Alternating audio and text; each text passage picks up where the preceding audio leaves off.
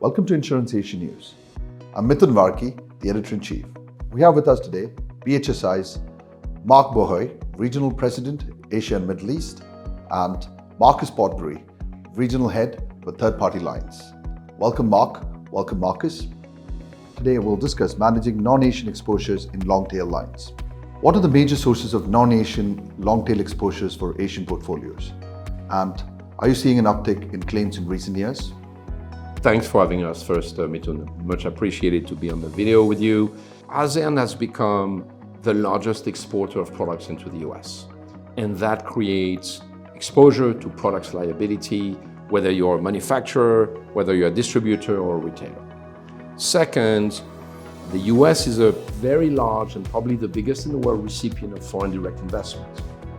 Any company that operates asset, commercial or industrial asset in the US exposes themselves to bodily injury and property damage and to a cost of litigation that will probably be the most expensive in the world. Third, the US is the largest capital market in the world, and companies will go to the US for financing.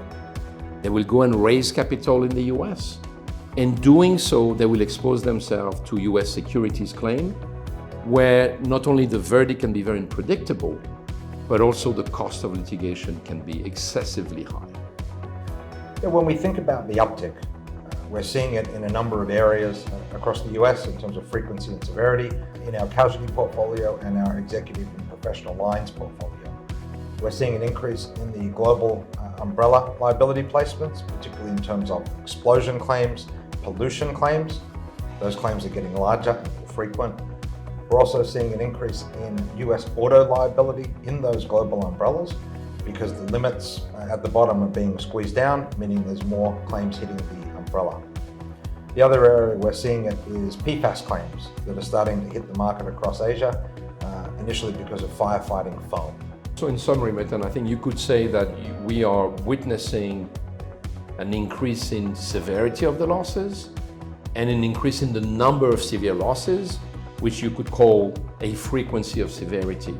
And that's in an environment which is already highly litigious, and the cost of litigation is brought up by additional factors such as plaintiff attorney involvement, litigation funding, and that results in both on an indemnity and the cost of defense in very, very high exposure to loss. How can carriers effectively monitor and manage these exposures given social inflation and adverse litigation environment? For Asia-based carrier, I think it first depends on your risk appetite. It depends on your risk appetite and your expertise.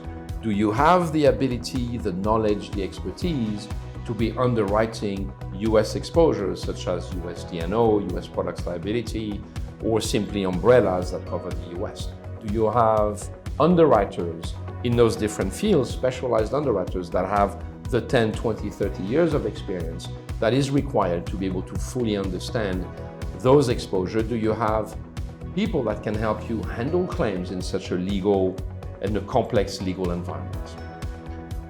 The idea that an Asia-based carrier can come in and out-select the market by picking certain risks and not some others, in my view, is likely to end up in a suboptimal outcome because of the volatility and the uncertainty that reigns over those types of exposure in the US.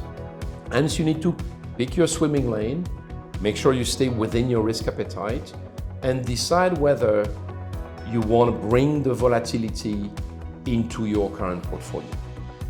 The US exposed business can look attractive to Asian-based carrier because it will carry rates that can be up to 10 times higher, sometimes more, than a local exposure. And so it will attract carrier to this segment. But without that expertise, you need to be certain of two things. One, there will be volatility around the long-term result of your portfolio, which is US exposed. And second, there will be uncertainty around the ability to model those losses. In absence of the right expertise, one of the strategies is avoidance. The second best strategy, if you want to be involved, if this is part of your risk appetite, is probably what I would call capacity management, making sure that, and that's a standard we see developing in the US more and more, your 25 million, your 30 million lines have now become $5 million lines, $10 million lines. Just managing attachment point will not make it because of the severity nature of those losses. So you need to be managing your capacity, your limit deployment. That's how I would answer your question, Mithun. Are you seeing a trend of reinsurers increasingly pulling back from US exposed casualty and specialty portfolios? Yeah, the short and simple answer is yes. At the moment, we're seeing capacity reducing, sometimes limits below 10 million being offered.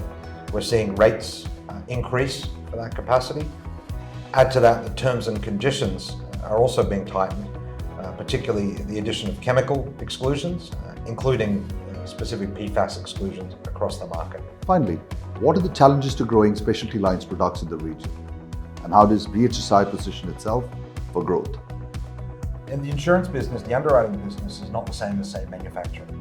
You do not know over 50% of your cost being losses at the inception of a policy.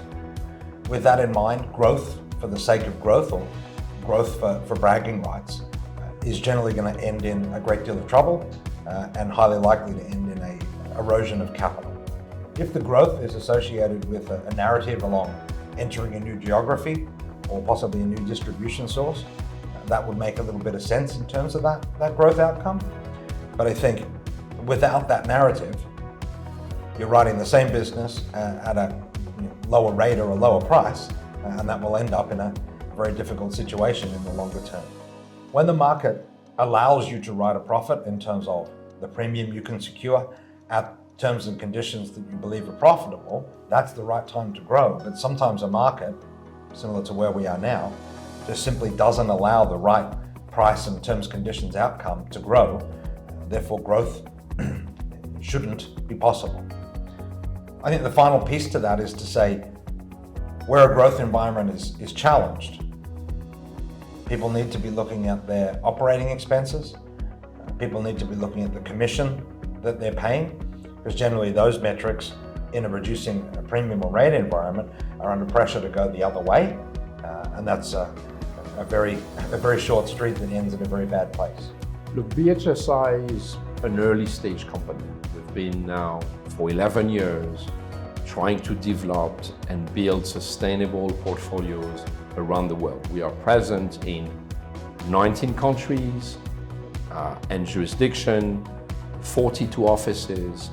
Our focus is on organic growth, and it's a long-term focus. We're going to be continuing to build our portfolio, our underwriting portfolio, with a focus on underwriting profitability for the very long term.